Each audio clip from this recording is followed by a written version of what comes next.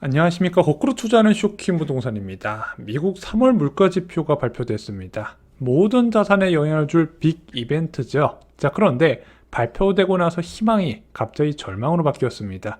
왜 그랬을까요? 그리고 부동산 시장에는 어떤 영향을 줄까요? 영상 시청 전에 구독으로 부자 되시기 바랍니다.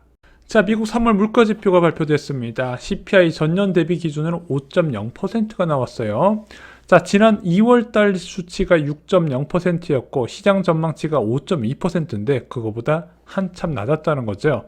자, 2022년 6월에 9.1%까지 올라갔던 물가가 5.0%까지 낮아진 겁니다. 2년 만에 최저치라고 해요. 그래서 끝이 보이는 금리 인상, 이런 언론 보도도 많았습니다. 자, 이제 미국 기준금리와 물가 상승률이 동일한 수준이 됐어요. 자, 전월 대비로도 상승률이 크게 둔화됐습니다. 0.1% 상승률이 나왔어요. 자, 예측치 0.2%, 전월 0.4%보다 한참 낮았다는 거죠. 자, 이렇게 생각할 수 있는 겁니다. 미국 경기 침체 우려가 커지고 은행 위기도 언제 다시 터질지 모르는데, 야, 물가까지 한 방에 1%포인트가 낮아졌네. 6%에서 5%로 낮아진 거죠. 자, 그러면은 이런 상황에서 금리를 더 올린다고? 안 올릴 거란 희망도 생기겠죠. 자, CPI 발표 직후까지는 이런 분위기가 금융시장에 깔려 있었습니다. 미국 10년물 국채 수익률 뚝 떨어진 거 보이시죠? 또한 나스닥 같은 경우는 급반등을 해버렸습니다. 자, 언론 보도 볼게요. 힘 실리는 긴축 종료. 자, 그러다 보니까 시장 참여자들이 혹시 5월 FOMC 금리 동결하는 거 아니냐, 이런 기대를 할 수 있었다는 거죠. 하지만 시간이 지나서 좀 뜯어보니까 이거 환호할 내용이 없는데, 이렇게 바뀌기 시작을 했습니다. 바로 식료품과 에너지를 제외한 근원 CPI가 문제였다는 거죠. 5.6%가 나왔습니다. 전월에 5.5%보다 오히려 상승했고 시장 예측치와 일치했습니다. 전월 대비 오히려 상승했다는 것, 최근 3개월 사이에 근원 CPI가 나아지는 모습을 보이지 않고 있다는 것, 별로 좋은 신호는 아니었죠. 전월 대비 근원 CPI도 마찬가지입니다. 0.4% 상승으로 시장 예측치와 일치했습니다. 자, 제롬 파월 의장이 근원 물가가 낮아지는 조짐이 안 보여서 추가 긴축을 강조하고 있었는데, 이번 달에서도 헤드라인 CPI와 다르게 근원 CPI는 꿈쩍하지 않는 모습을 보였다는 거죠. 자, 그래서 세부적으로 한번 살펴봤어요. 주거비가 전년 동월 대비해서 8.2% 상승이었습니다. 얘가 근원 CPI 상승분의 60% 이상을 차지했어요. 자, 그리고 운송 서비스가 14.9%, 그래서 연준이 중시하는 서비스 품목의 개선이 보이고 있지 않다는 게 확인이 된 거죠. 한국과 미국은 모두 물가 안정 목표제를 채택하고 있습니다. 한국은 소비자 물가 상승률 2%를 보고 있죠. 그래서 최근에 소비자 물가 상승률이 크게 둔화된 3월 CPI가 발표되니까 이제 4월 금통위에서 2회 연속해서 금리를 동결하는 결정을 했습니다. 하지만 미국은 근원 개인 소비 지출을 보고 있어요. 이것을 2% 수준에서 맞추겠다는 목표를 갖고 있습니다. 한국보다 서비스 물가가 통화 정책에 더 큰 영향을 주는데, 일단 주거비가 낮아질 기미를 보이고 있지 않고 의료비도 전월 대비해서 0.6%로 높은 상승세를 기록했다는 겁니다. 자, 개인 소비 지출에서는 의료비 비중이 더 커요. 아니, CPI가 무려 1%포인트나 낮아졌는데 의미가 없다고? 왜냐면은 물가가 왜 낮아졌는지 봐야 될 거 아닙니까? 왜 낮아졌나 봤더니 에너지 가격 하락에 큰 영향을 준 겁니다. 에너지 제품 마이너스 17% 전년 동월 대비 기록했고요. 전월 대비로도 마이너스 4.6% 하락을 했습니다. 이거는 한국도 비슷한 상황이죠. 그래서 대한민국 같은 경우는 지금 4월이나 5월달 CPI 같은 경우는 3%가 나올 거라 이런 이야기도 나오고 있습니다.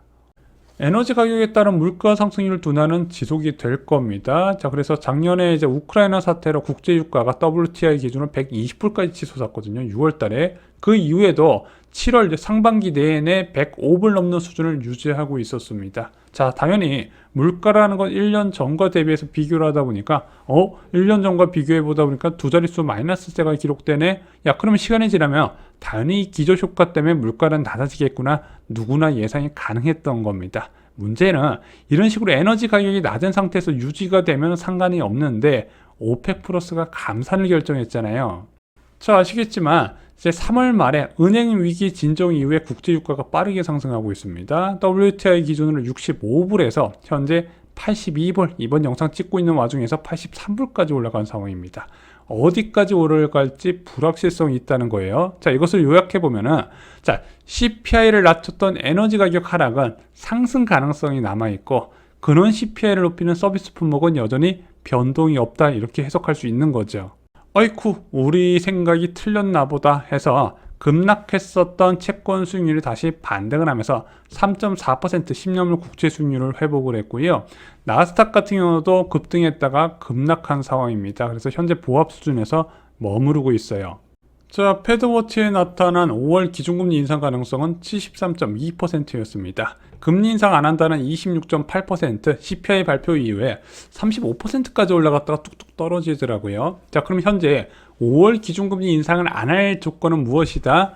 4월 근원 CPI가 크게 하락하거나 4월 고용지표가 굉장히 안 좋아지거나 은행 위기가 다시 강하게 터지거나 이런 일이 생기지 않는다면요, 제가 볼 때는 5월 FOMC에서 금리 인상은 거의 기정사실로 보여집니다. CPI가 1%포인트나 낮아졌지만 추가 금리 인상 가능성은 못 막을 것으로 보여요.